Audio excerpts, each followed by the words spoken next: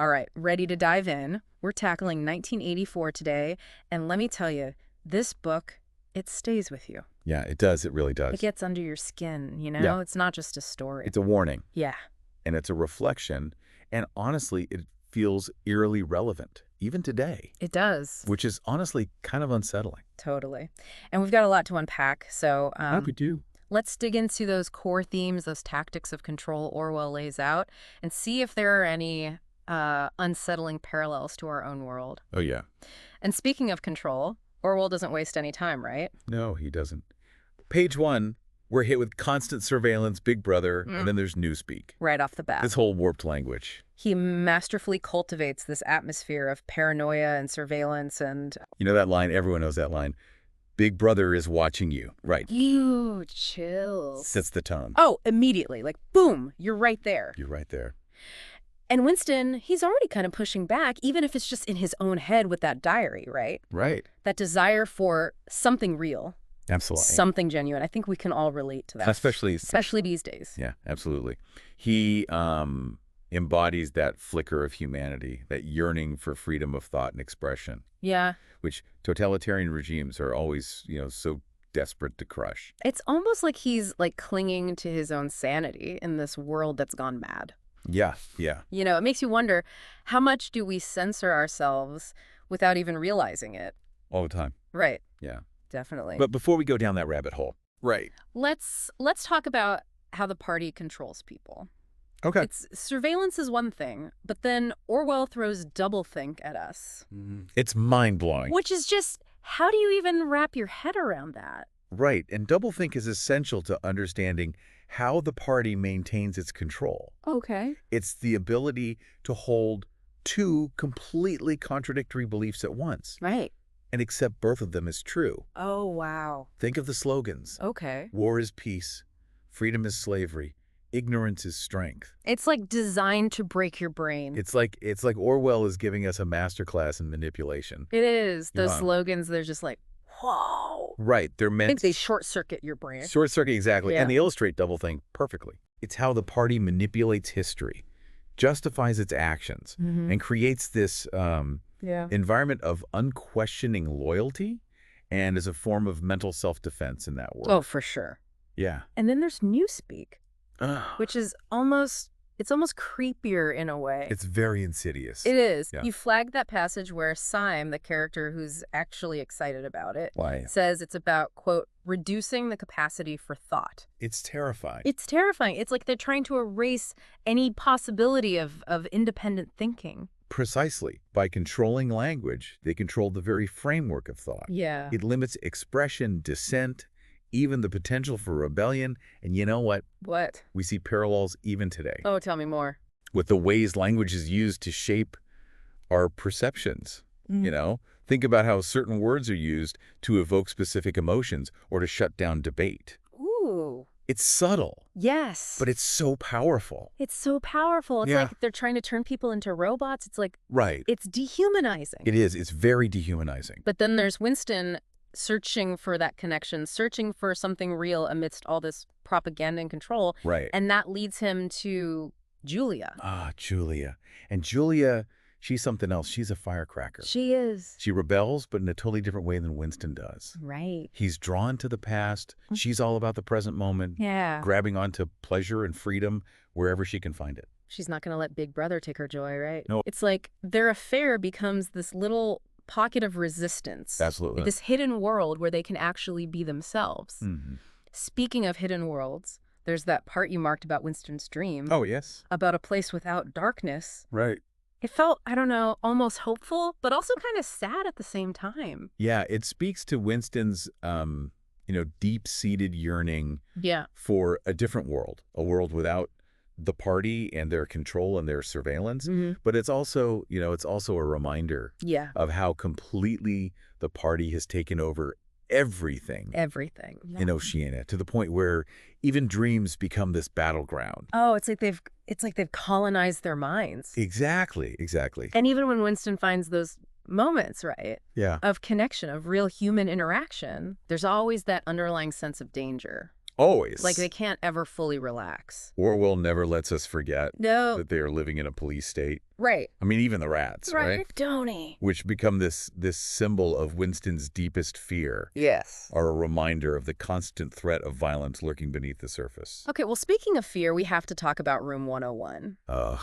That's where things get really, really intense. Yeah. You even wrote in the margins, this is the part that keeps me up at night. Oh my gosh, it's the ultimate nightmare. It is. And you know what makes it so terrifying? What? It's different for everyone. Oh, that's so creepy. It represents your deepest, most primal fear.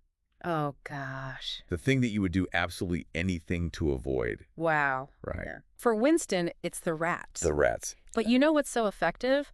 Orwell doesn't even describe it fully. No. It's the terror, the anticipation. It's enough to make your skin crawl. That's the thing about fear. Right. It's the anticipation. It is. It's the not knowing. Yes. And that's what makes it so powerful. And, you know, Room 101, it's the ultimate form of it's manipulation. basic psychological manipulation. Yes. Facing your deepest fear, not just to escape pain, Right. but to betray your own mind, your own values. It's about breaking you, like, from the inside out. Yes, it's breaking you from the inside out. And that's exactly what happens to Winston. He betrays Julia, and he accepts Big Brother. He does. It's brutal. It's a brutal ending. It's a testament to the party's absolute power, you know?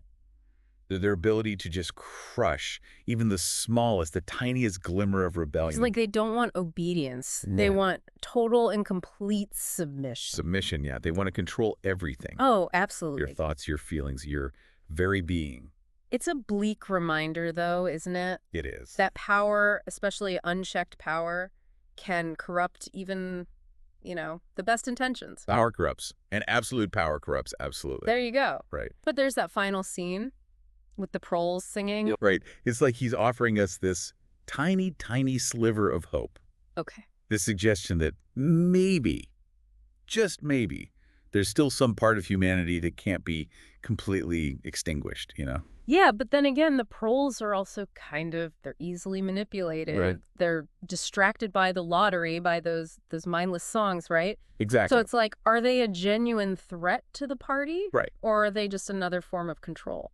It's that ambiguity. It is. That refusal to give us easy answers. Yes. That makes Orwell such a brilliant writer. He does. He makes you think. He makes you think. He makes you uncomfortable. Yes. He forces us to confront these uncomfortable truths about ourselves, about human nature, 100%. about the seductive nature of power, Ugh, it's so true. and that very real threat of totalitarianism. It never goes away, does it? No, never goes away. It's always there, lurking. Ugh. Okay, well, this is heavy stuff. It is. It is. We need like a palate cleanser. I know, right. Let's take a breather for a second. Let's shift gears a bit. Okay. You mentioned you see like echoes of 1984 in our own world. Yes. I'm really curious to hear more about that. Let's dive in. So you're saying that even though 1984 was written decades ago, we're still seeing those echoes, those parallels today. Absolutely. And you know, it's interesting. It's not just about Big Brother watching us through telescreens. Right. Although a little too real these days. Right. A little too close for comfort, but it goes deeper than that. Okay. Think about Winston and his struggle against the party. You said it yourself. Yeah. We all feel that pressure to conform, to fit in. Totally. And in 1984, it's amplified. It's like turned up to 11. Right. And it makes you wonder, what would I do? Exactly. How much would I be willing to give up just to survive? That's the question, isn't it? Yeah. Orwell, he's not giving us a history lesson. No. He's holding up a mirror. Ooh. He's asking us to confront these uncomfortable truths about ourselves, about human nature. Which is probably why it's still so unsettling, you know, to read today. It's this could happen. Absolutely. It could happen here. It could happen now. In some ways, it's already happening. I mean, you were talking about the echoes. Yes. Think about the way we use language. Okay. We talked about newspeak, but don't we see that today? Oh, yeah. Words being twisted, redefined, used to control the narrative. It's that whole alternative facts thing. It's like, what? Exactly. Orwell was warning us about this. Yeah. And it's not just governments. Right. It's corporations. It's the media. It's even social movements, you know? These tools of manipulation, they're everywhere. So what do we do? How do we fight back against that? Because it's so easy to feel powerless, especially when you see how the party controls information. You're right, and that's exactly it. Information is key. Okay. Remember when Winston, he gets his hands on that history book? Yes. That's a turning point for him. It's huge. It opens his eyes to the possibility of a different truth. Right?